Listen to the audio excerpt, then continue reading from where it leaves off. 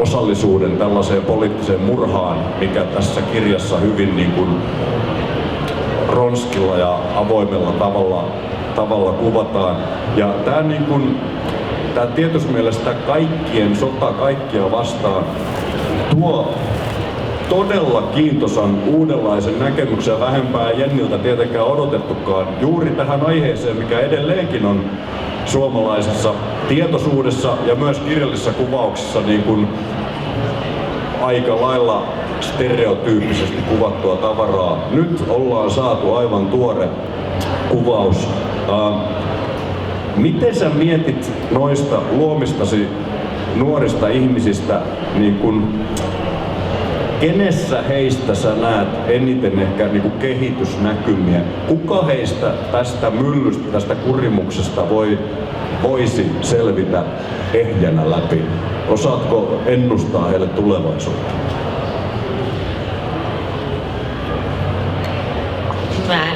Voiko kukaan selvitä ehjänä elämästä? Ei varmaan, tai ainakaan nuoruudessa, että ei varmaan ehjänä siitä selviä, mutta ehkä mä ajattelen, että siinä on enemmänkin ollut semmoinen, että tämän sukupolven kohdalla yhteiskunta on muuttunut niin, että ne on ensimmäisiä ihmisiä, joilla on varaa valita tavallaan oma kohtalo, niillä on omia unelmia, jotka ei ole samoja, mitä niiden vanhempien unelmat on ollut, ja sen takia he myös ajautuu vaikeuksiin. Se myös niin kuin johtaa äärimmäiseen itsekkyyteen joissain tapauksissa. Kiitos hyvästä ja itse asiassa avartavasta vastauksesta. Tuo juuri mitä kirjailija Linturi sanoi, niin on ehkä juuri yksi niistä piirteistä, mikä irrottaa tämän teoksen niin kuin tällaisesta lajityypistä, että historiallinen epookkiin upotettu kertomus ja tekee siitä aidon taideteoksen. Mä lukijana koin voimakkaasti tällaisen niin kuin, monikerroksisuuden tässä. Toisaalta tämä aivan selkeästi ja jopa niin kuin uhmakkaan määrätietoisesti pysyy epokissa ja kulkee kronologiassa, joskin jonkun verran niin kuin simultaanitekniikkaa harjoittaa samaan aikaan toisaalla tapahtumia peräjälkeen kuvaten. Mutta juuri se asia, millä tavalla niin kuin aivan poikkeuksellisella tavalla nämä tulee hyvin tuttavallisiksi ja ymmärrettäväksi nämä hahmot juuri tämän niin kuin emansipaatiopyrkimyksen tähden, niin toisaalta kerrotaan niin kuin nuorista ihmisistä aina ja kaikkialla. Ja tavallaan silloin tämä sotakin, jota sä hyvin pieteetillä kuvaat, pitäytyen niin kuin siihen historialliseen faktiseen aineistoon, mikä me tunnetaan, niin siitä tulee myös yhtä aikaa elämän suuri symboli, elämäntaistelun symboli ja tämmöinen niin kuin tilanne joka saa juuri tämän vertauskuvan väkevän muodon. Tässä yksi sellainen asia, mikä kerta kaikkiaan niin kuin lyö miellyttävällä tavalla lukijaa naamaan. Ja tästä mä pidän, jos kirjallisuus niin kun iskee mua päin taulua. Ja sillä tarkoitan juuri sitä, että tulee jotakin, mitä ei suorastaan voi odottaa. Niin nämä juuri sillä tavalla, että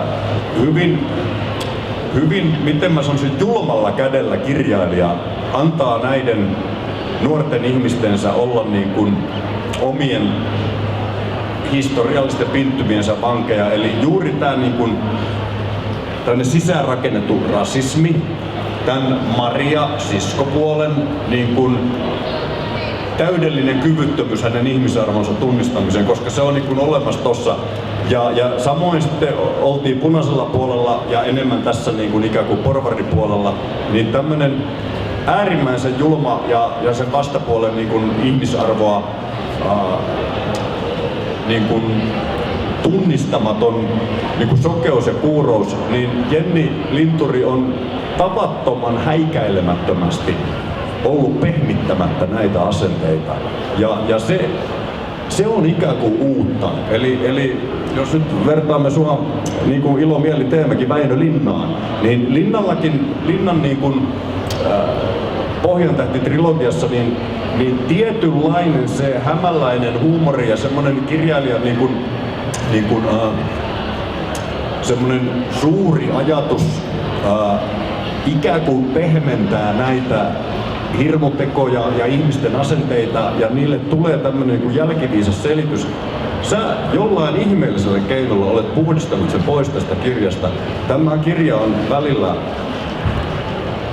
niin kuin vaarallisen ikään kuin hankalaa lukea. Se on pelottavaa luettavaa. Se on ihan mahtavaa. Sitä me lukijat kaipaamme. Halutaan pelätä ja kauhistua. Ja juuri siellä on se taas se kahdella tapaa niin kuin artikuloituva asia. Se kertoo vuodesta 1917, mutta se kertoo niin kuin hurjalla tavalla riviensä välissä tämän hetken maailman armottomista asenteista. Ja toi historia kääntyy taas vertauskuvaksi. Kuinka tietoista tällainen on, jos mä oon yhtä oikealla jäljellä? Haluatko sä kertoa myös meistä tässä ja nyt vai teetkö sä sitä ihan tosta vaan suuren lahjakkuutesi turvin vahingossa? No tuskin suuren lahjakkuuden avulla, mutta siis mä puhun vähän. Joo, niin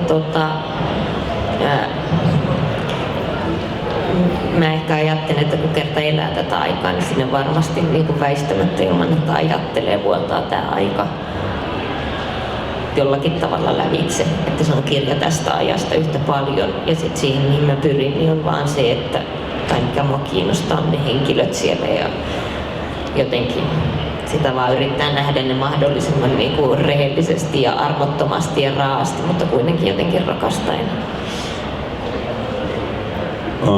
Olet onnistunut tuossa ristiriitaisessa tavoitteessa mielestäni erinomaisesti. Nyt sellainen asia, mikä leimaa tätä Jenni Linturin Malmi 1917 kirjaa, on tällainen niin kuin muodon valtavan tarkka hallinta. Eli tää on niukka, tiukka, jopa vähän niukempi ja tiukempi kuin hänen kiitetty esikoisromaaninsa 2 vuoden takaa.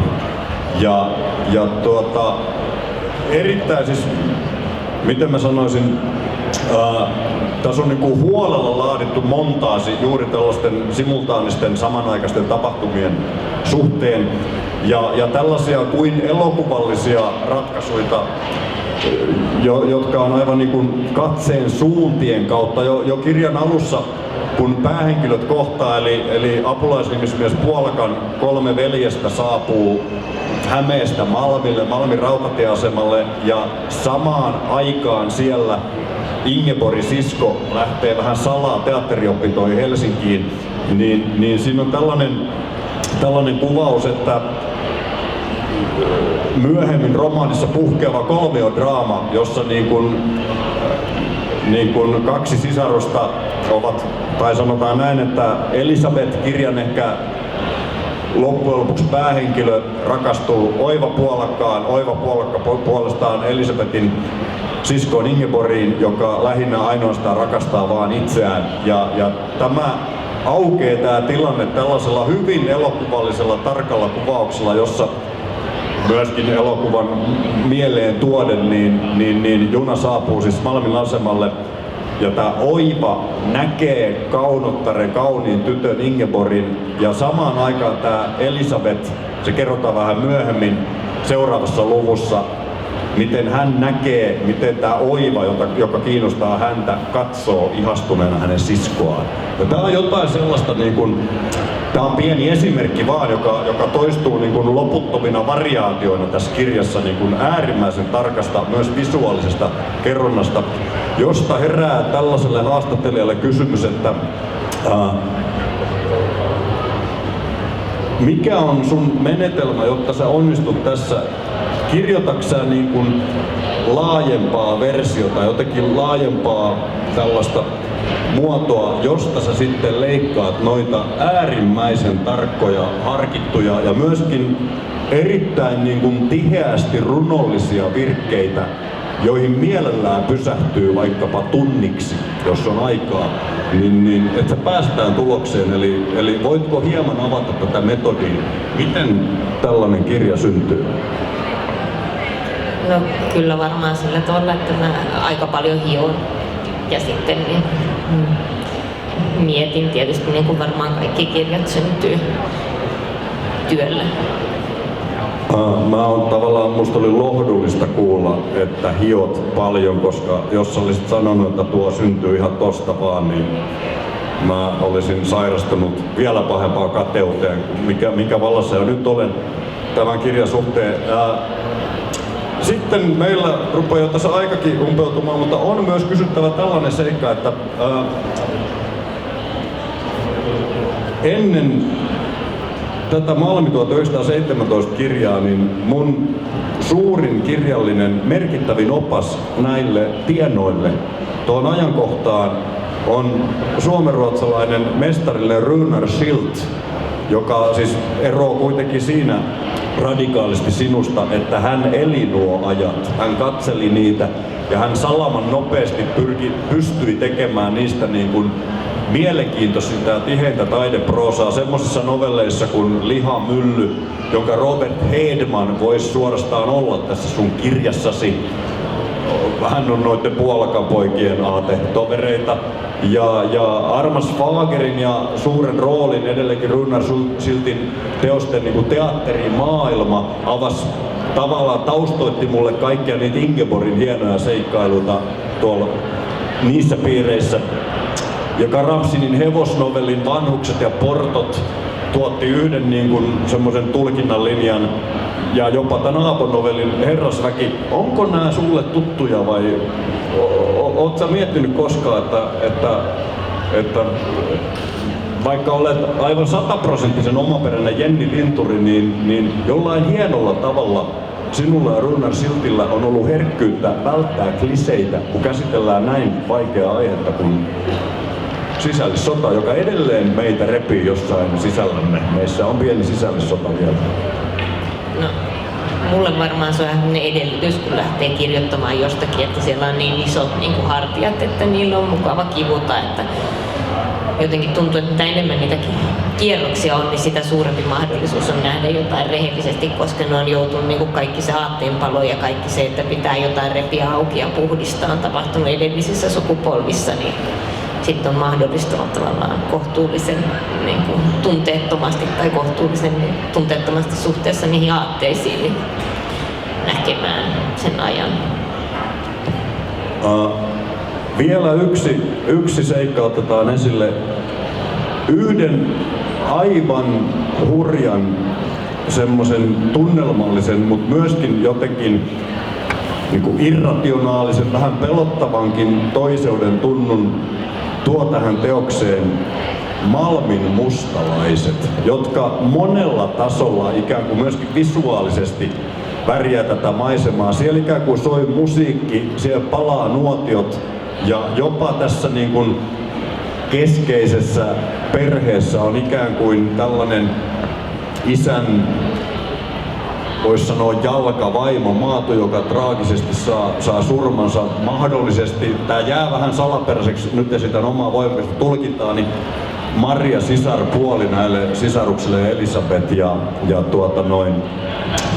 Ingeborg puoli mustalainen.